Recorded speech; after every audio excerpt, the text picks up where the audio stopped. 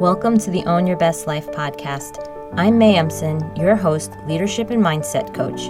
Here, we talk all things spiritual, mindset, business, leadership, and wellness for the modern seeker who wants to align their life with purpose and inspiration. We'll cover career changes, stress management, meditation, energy, intuition, and more. Each episode holds spiritual and practical tools to help you live a life of your wildest dreams without getting burnt out along the way. Ready to live a life on your own terms? This is the Own Your Best Life podcast. Welcome, friends, to episode number 227 of the Own Your Best Life podcast. If you are feeling stuck and like life isn't moving forward, no matter how hard you try, I want you to know something. You're not alone, and there's nothing wrong with you. What if I told you that being stuck is actually a sign of something much deeper, and that breaking free is not only possible, but also simpler than you think? And today I'll uncover why high achievers like you feel stuck, the hidden patterns that are keeping you there, and most importantly, the steps you can take today to break free. I remember a time early in my career when I had just started at McKinsey.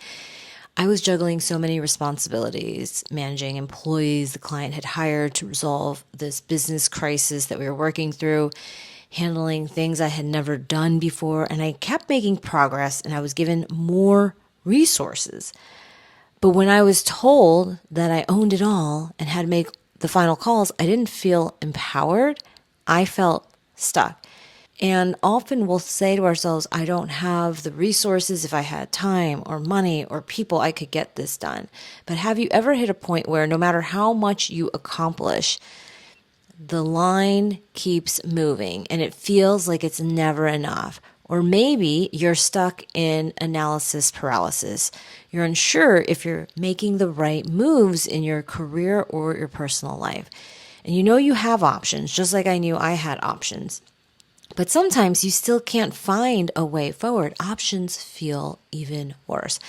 And what I found in my work training and coaching hundreds of professionals is that there are usually three root causes of feeling stuck. The first one is external validation. We often chase achievements that aren't truly aligned with our purpose. And instead of understanding why we're doing the hard work, why we're making the decisions we're making, we end up resenting the people and the circumstances that have now complicated our lives. And have you ever paused to think, are the job, relationships, and the life that you're creating truly your own?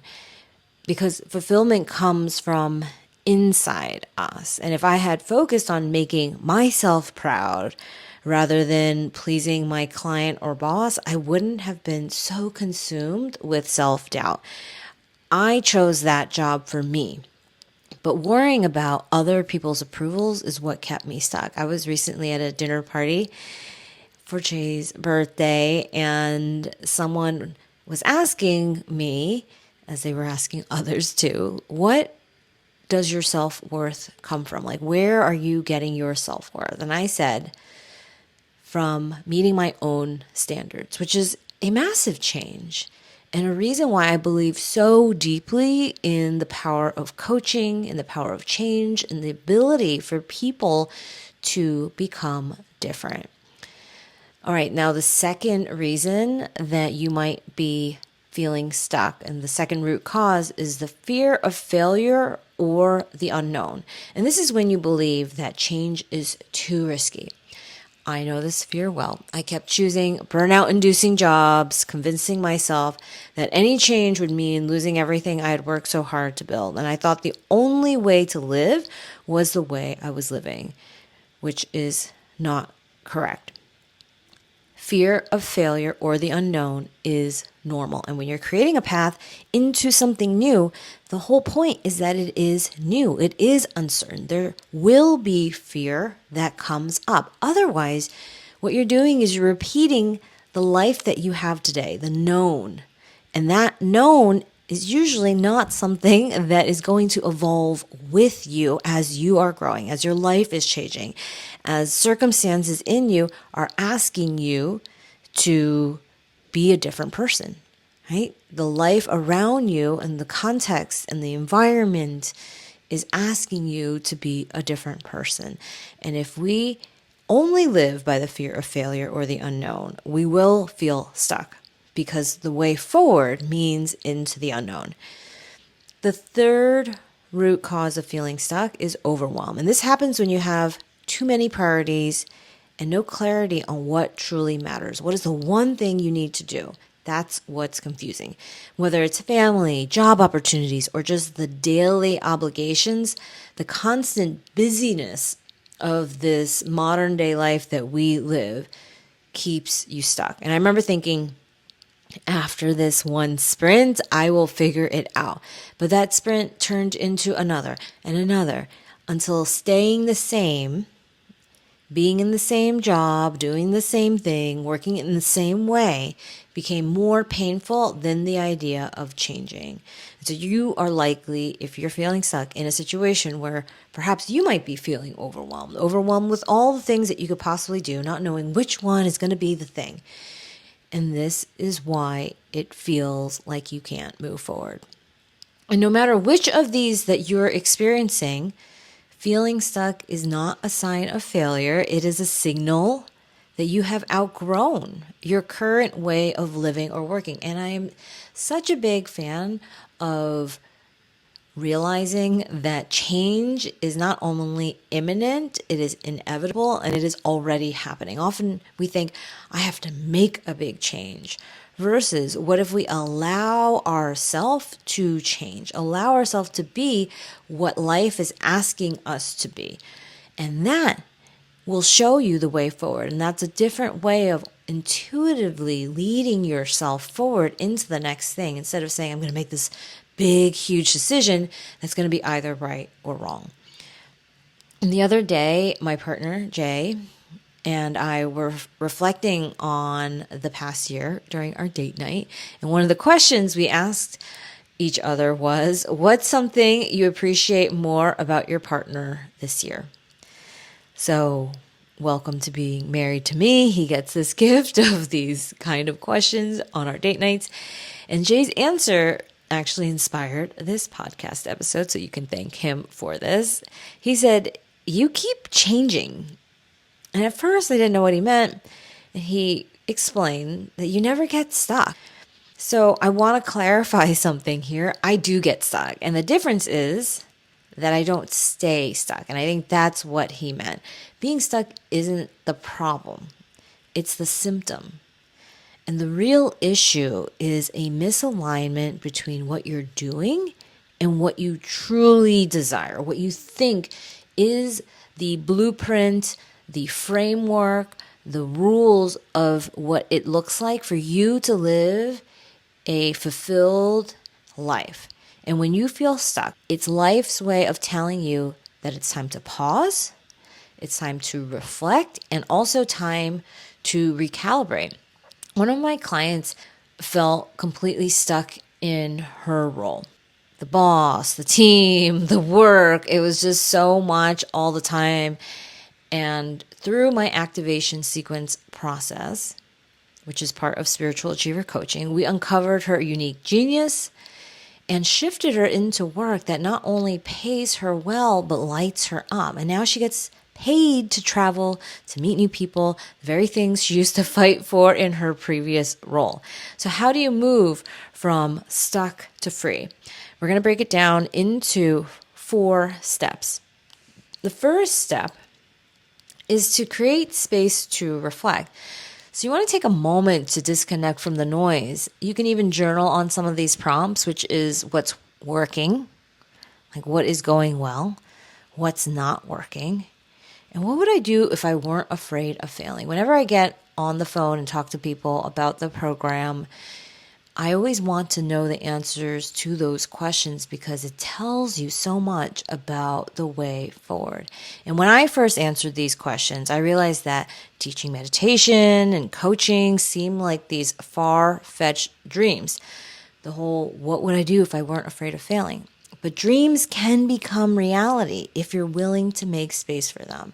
And there might not be a moment right now where you feel it's possible for you, but I promise you this, over time, it looks closer and closer to being true if you keep working at it. And step 2, if you think about what comes after creating space, is then you have the ability to identify what's misaligned.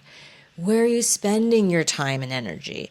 Are your actions connected to your values, to your long-term vision? And I often ask myself, would my future self be happy with my present self? And if your time is spent on things or people that do not align with your values, what you care about, it is no wonder that you feel stuck. Step 3 is to take a small aligned action. So breaking free doesn't require a massive and complete overhaul of your entire life. Maybe that is what you are feeling in the moment, and you can do that. But you can start small. You can set a boundary. You can reconnect with a passion. You can take one bold step. And the question that I want to ask you is this: well, whose permission are you waiting for to begin? Step 4, you have now created some space, you've reflected, you've identified what's misaligned, you've taken a small aligned action, and then now you're getting support. Maybe your small aligned action is to reach out for help. You don't have to do this alone. Working with someone who can see the bigger picture accelerates your growth. One client of mine once thought, and she told me this way after we started working, she thought, can I do this with self-help books? Isn't that enough? But after working together, she realized how much she had been bulldozing through her life. She knew herself. She knew that she wouldn't be where she is today if she was the same person that she used to be. And coaching helped her become not just a better leader, but a better person. So are you the same person that you used to be? I hope not. I hope life is changing you.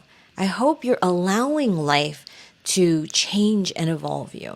And now she's thriving in a dream job that reflects her true self.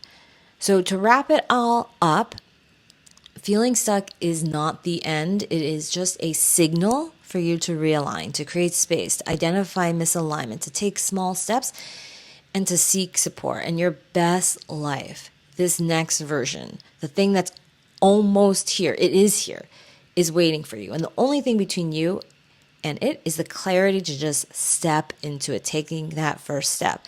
And if you're feeling stuck or unsure of where to start, you can join my Spiritual Achiever coaching program. And together we will get you unstuck. We'll get you out of overwhelm and moving with clarity towards that life that feels as good as it looks. So my friends, if you would like to become a spiritual achiever, I invite you to watch the free training. You can go to the show notes at mayemson.com/227, and you'll learn the spiritual and high performance strategies to stand out and lead in your life. And you can apply to join my Spiritual Achiever program, where you're going to create this next chapter with spiritual and high performance strategies so that you have the time and financial freedom, and you'll use my proven method. So you can schedule your call at www.mayemson.com/contact, and we'll see you inside. That's it, my friends. I hope you have an amazing week, and I'll talk to you next time. Thanks so much for joining us this week on Own Your Best Life. Make sure to subscribe to the show on iTunes or wherever you listen to podcasts so that you'll never miss a show. And while you're at it, can you please rate and review on iTunes? I would so appreciate it. Share it with a friend, take a screenshot of it, and tag @MayEmson.